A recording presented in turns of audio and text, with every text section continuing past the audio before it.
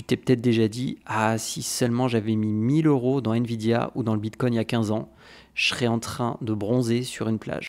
Du coup, tu te demandes comment investir, quelle stratégie mettre en place. Eh bien écoute, t'es tombé sur la bonne vidéo parce que je vais te présenter 7 secrets pour être un super investisseur. Alors t'inquiète, ça va pas être des conseils du genre épouse un millionnaire ou fais all-in sur le prochain tirage du loto. Non, non, on va être dans le concret avec ce que tu dois mettre en place tout de suite ou au contraire ce qui te freine pour atteindre tes objectifs financiers. Donc accroche-toi parce qu'on va parler gros sous, stratégie à mettre en place et petit spoil, tout le monde fait la première erreur, moi compris.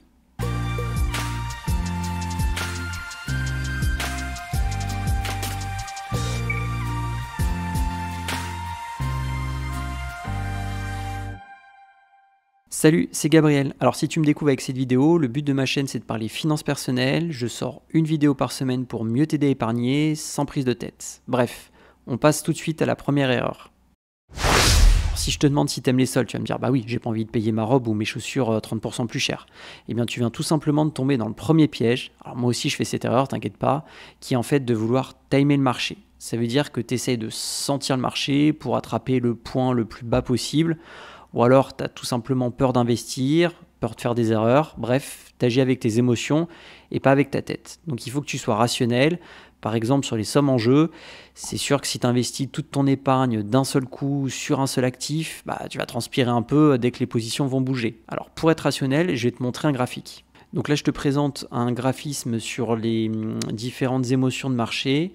Alors, il y a eu pas mal de théories et d'études à ce sujet. Et en fait, ce que tu peux voir, c'est que ça suit finalement deux cycles qui vont se répéter à l'infini. La première période, ça va être une période d'optimisme, voire d'euphorie. Donc là, tu as envie d'acheter un peu tout et n'importe quoi. Et après, tu as une période où là, tu vas commencer à paniquer et finalement à prendre des mauvaises décisions si t'es pas préparé. Donc c'est pour ça qu'il faut vraiment que tu agisses rationnellement et pas avec tes émotions. Parce que là concrètement, si tu investis trop ou si tu commences à paniquer, tu vas vouloir vendre au pire moment et tu vas louper toute la période de hausse. Et je vais te montrer sur les périodes passées que c'est typiquement ce qu'il ne fallait pas faire.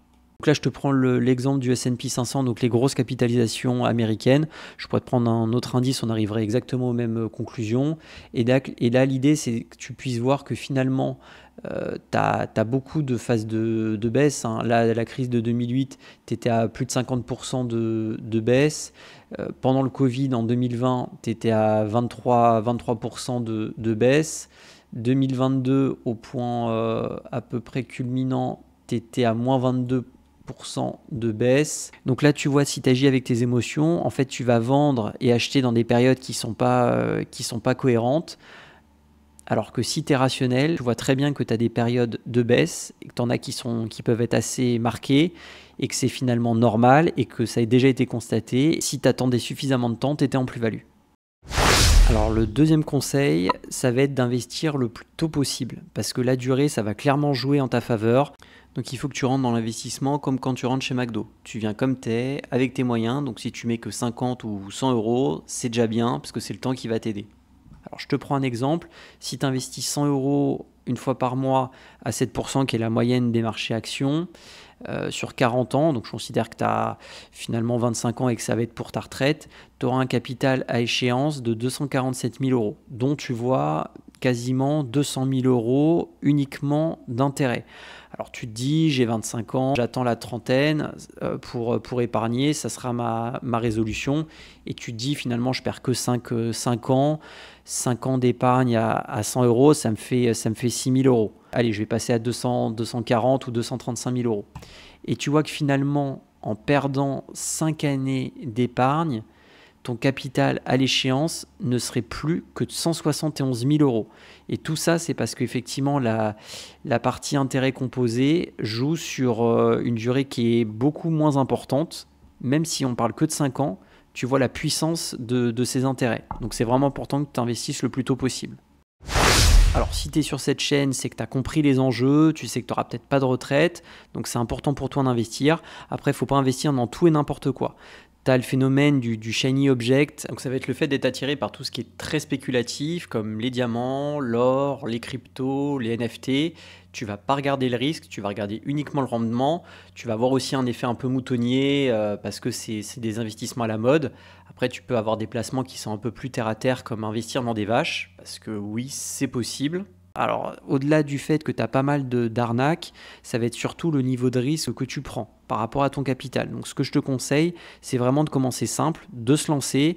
Et en fait, tu vas voir, plus tu investis et plus tu vas comprendre et mieux appréhender les différents niveaux de risque. Donc, déjà, sois à l'aise avec les sommes que tu mets. Alors, quatrième astuce, ça va être d'investir régulièrement.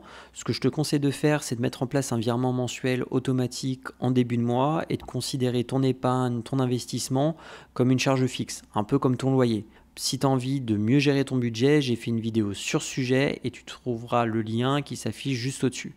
Le fait d'investir régulièrement, ça va te permettre finalement d'épargner plus, mais aussi de moyenniser tes points d'entrée. Alors là, je t'ai pris un petit exemple. Donc, considère que tu as deux possibilités. La première, ça va être d'investir en une fois 300 euros ou deuxième option, d'investir 100 euros chaque mois, donc 300 euros au total. Dans la première option, donc tes 300 euros sont devenus 309 euros, donc tu as fait 3% de performance. Et la deuxième, le fait d'investir 100 euros par mois, ça va permettre de moyenniser ton point d'entrée. Donc ça veut dire que le deuxième mois, finalement, tu vas acheter moins cher que le premier mois. Le troisième mois, tu vas l'acheter plus cher. Mais compte tenu des mouvements de marché, ta moyenne, ton point d'entrée est à 99 euros, donc moins cher que le point d'entrée initial. Et donc finalement, tu as une surperformance par rapport au fait de verser en une fois. La bourse, ça fluctue, tu as des périodes de hausse et de baisse. Et donc le fait d'investir régulièrement, ça va moyenniser tes points d'entrée. Donc mon cinquième conseil, ça va être de fixer tes objectifs selon 3 horizons de placement. Donc là, je t'ai mis un exemple dans mon tableau. Tu vas avoir un horizon de placement court terme, donc inférieur à 1 an.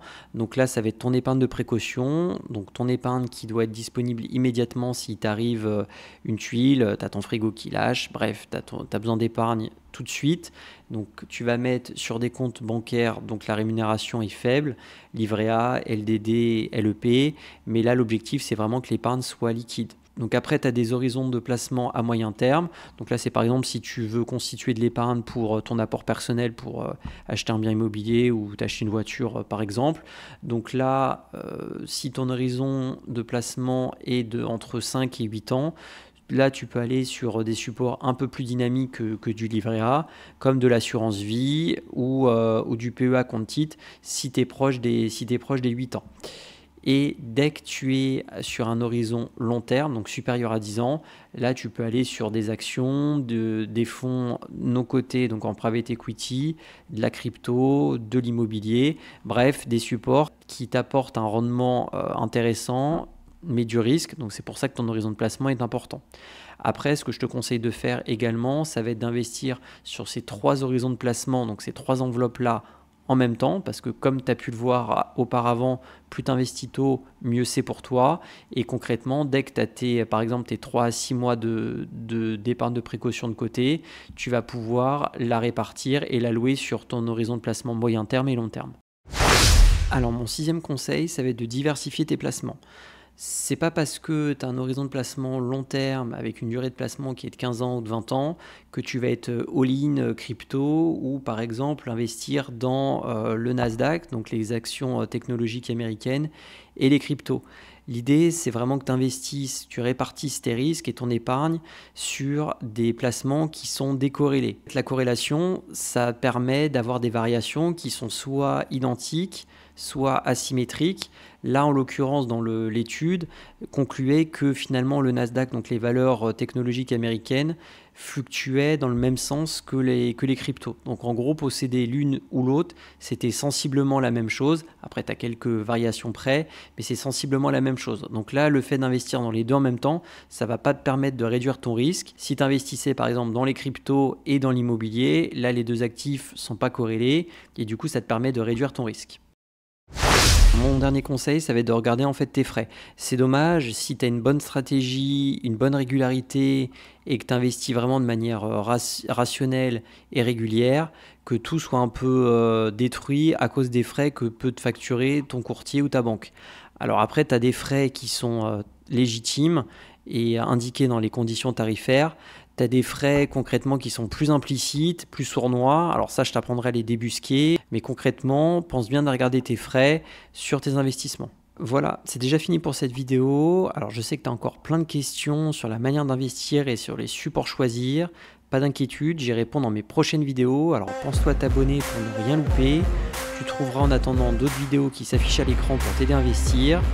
Merci d'avoir regardé la vidéo jusqu'au bout et n'oublie pas, fais décoller ton épargne. Salut!